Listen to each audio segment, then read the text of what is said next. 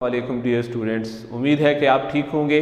ہم اردو لازمی کی کتاب پڑھ رہے ہیں برائے جماعت نحم۔ یہ نحم کی کتاب ہے اور ہم جس مضمون پر ہیں وہ اصل میں حج اکبر ہے۔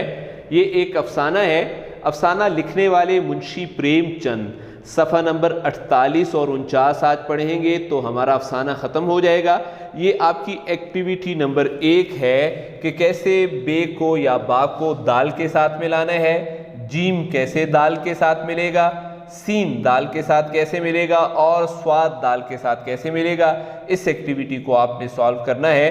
آگے ہے مشکل الفاظ کے معنی کتاب پر آپ نے لکھنے ہیں۔ یہ نیچے واٹس ایپ نمبر درج کیا گیا ہے، اس پر آپ نے اپنی ایکٹیویٹی بھیج دینی ہے۔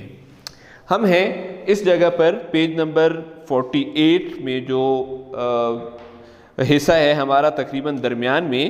عباسی نے فخریہ انکسار کے ساتھ کہا۔ فخریہ یعنی ان کو تو فخر تھا۔ کس بات کا فخر تھا؟ وہ خوشی تھی اس بات کی، اور وہ خوشی کس پر تھی؟ کس بات کی تھی کہ وہ حج پر جانے کی خوشی کا فخر تھا، اور لیکن ساتھ انکسار بھی تھا، فخر بھی تھا اور انکسار، یہ دونوں ایک دوسرے کے تقریباً متضاد ہیں۔ یہ غرور میں آتا ہے تھوڑا سا، لیکن انکسار جو ہے وہ عاجزی کو کہتے ہیں، غرور نہ کرنا۔ ان کو خوشی ضرور تھی لیکن ان کو غرور نہیں تھا۔ یہ دو متضاد الفاظ جو ہیں نا اکٹھے ہو کر کیا کرتے ہیں کہ حج پر جانے کی خوشی تو تھی لیکن عاجزی بھی ساتھ تھی، غرور نہیں کر رہی تھی وہ۔ اور ہاں یہاں تو انہوں نے کہا ہاں یہاں کیا کروں، مطلب میرا تو یہاں کوئی کام نہیں، زندگی کا کوئی ٹھکانہ نہیں، بھروسہ نہیں ہے، کسی وقت بھی مر سکتے آدمی، معلوم نہیں کب آنکھیں بند ہو جائیں، موت آ جائے۔ خدا کے یہاں منہ دکھانا ہے، اللہ کا سامنا ہونا ہے، وہاں حاضر ہونا ہے، اور اس کے لیے بھی تو کوئی سامان چاہیے، نیک اعمال چاہیے۔ اور نصیر میاں تو اچھی طرح ہے نا، صابر، اب تم جا رہی ہو، نصیر کا حال پوچھ کر کیا کرو گی؟ اس کے لیے دعا کرتی رہنا۔ عباسی کا سینہ دھڑک اٹھا، خوف زدہ ہو گئیں، ڈر گئیں کہ معلوم نہیں یہ کیوں ایسا کہہ رہے ہیں۔ گھبرا کر کہا کیا دشمنوں کی طبیعت اچھی نہیں؟ یہ دیکھیں دشمنوں کی، حالانکہ بیمار کون ہے؟ بیمار تو نصیر ہے نا۔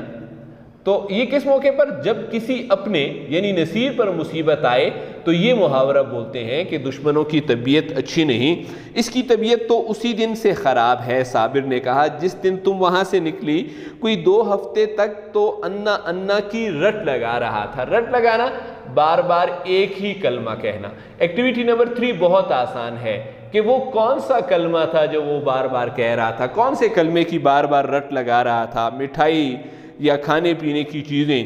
اور اب 1 ہفتے سے کھانسی اور بخار میں مبتلا ہے، ساری دوائیں کر کے ہار گیا، تھک گیا، مگر فائدہ نہیں ہوا، اور میں نے ارادہ کیا کہ چل کر تمہاری منت سماجت کروں، اپنا مطلب پورا کرنے کے لیے کسی کو راضی کرنا، کیا جانے تمہیں دیکھ کر اس کی طبیعت کچھ سنبھل جائے، لیکن تمہارے گھر پر آیا تو معلوم ہوا کہ تم حج کرنے جا رہی ہو۔ اب کس منہ سے چلنے کا کہوں، تمہارے ساتھ سلوک ہی برا سلوک کیا تھا، کون سا اچھا کیا تھا کہ اتنی جرت کر سکوں، اور پھر تم کار ثواب نیکی کے کام پر جا رہی ہو، حج پر جا رہی ہو۔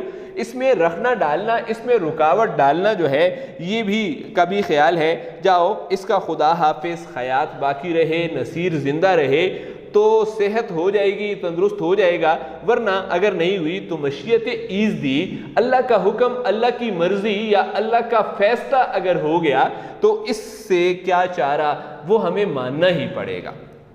عباسی کی آنکھوں میں اندھیرا چھا گیا، مایوس ہو گئی، اداس ہو گئی، دل سے دعا نکلی اللہ میری جان کے صدقے میرے نصیر کا بال بیکا نہ ہو، ذرا بھی نقصان نہ ہو۔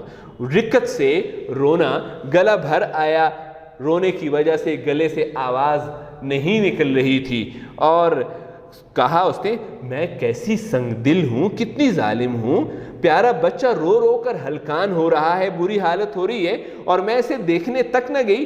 شاکرہ یعنی صابر کی بیوی بد مزاج سہی، بد زبان سہی، نصیر نے میرا کیا بگاڑا تھا، میں نے ماں کا بدلہ نصیر سے لیا، یا خدا میرا گناہ بخشیو، غلطی بخشیو میری، پیارا نصیر میرے لیے ہڑک رہا ہے، بے قرار ہو رہا ہے، تڑپ رہا ہے۔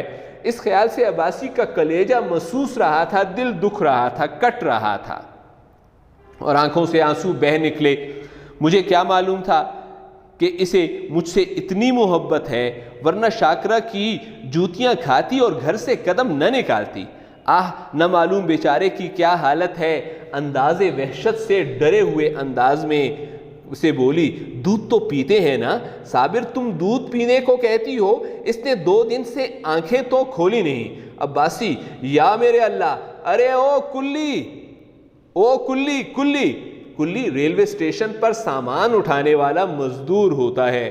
بیٹا آ کر میرا اسباب، میرا سامان گاڑی سے اتارو، اب مجھے حج وج کی نہیں سوچتی، نہیں کرنا ارادہ ملتوی ہے، اور ہاں بیٹا جلدی کر۔ میاں دیکھ کوئی یکا تانگا فوٹو بنانے کی بھی کوشش کی ہے، اس طرح 2 سیٹیں آگے پیچھے ہوتی ہیں، تانگا ہو تو وہ لے آؤ اور ٹھیک کر لیجئے۔ یکا روانہ ہوا، سامنے سڑک پر کئی بھگیاں کھڑی تھیں، تانگے کو یہ کہتے ہیں۔ راستہ بند تھا، گھوڑا آہستہ آہستہ چل رہا تھا۔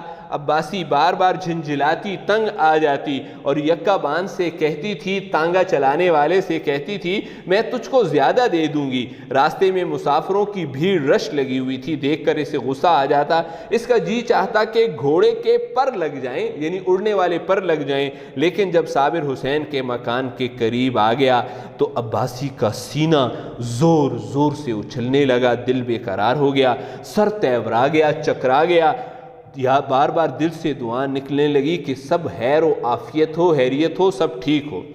یکا تانگا صابر حسین کی گلی میں داخل ہوا۔ دفتن عباسی کے کان میں کسی کے رونے کی آواز آئی، اس کا کلیجہ منہ کو آ گیا، سر تیورا گیا، معلوم ہوا دریا میں ڈوبی جاتی ہوں۔ جی چاہا یکا سے کود پڑوں، مگر ذرا دیر میں معلوم ہوا کہ یہ کیا ہے۔ میکا ایک عورت ہے جو اپنے میکے، شادی شدہ عورت کے ماں باپ کا گھر، وہاں سے کیا ہو رہی ہے، بدا ہو رہی ہے، رخصت ہو رہی ہے، سسرال جا رہی ہے تو رونا مچا ہوا ہے، وہ بھی رو رہی ہے اور میکے کے لوگ بھی رو رہے ہیں، تو تسکین ہوئی۔ عباسی کو سکون ملا کہ کوئی معاملہ نہیں ہے۔ آخر صابر حسین کا مکان آ پہنچا۔ عباسی نے ڈرتے ڈرتے دروازے کی طرف تاکا، دیکھا جیسا کوئی گھر سے بھاگا ہوا یتیم لڑکا شام کو بھوکا پیاسا گھر آئے اور دروازے کی طرف سہمی ہوئی ڈری ہوئی نگاہ سے دیکھے کہ کوئی بیٹھا تو نہیں ہے۔ ایسا ہی ڈر رہی تھی۔ دروازے پر سناٹا، خاموشی چھائی ہوئی تھی۔ باورچی بیٹھا حقہ پی رہا تھا۔ عباسی کو ذرا ڈھارس ہوئی، حوصلہ ہوا، گھر میں داخل ہوئی تو دیکھا کہ نئی دایا بیٹھی پلٹس پکا رہی ہے، جڑی بوٹیوں سے بنی دوا جو دانے کے اوپر لگاتے ہیں، پلٹس بنا رہی ہے، اور کلیجہ مضبوط ہوا۔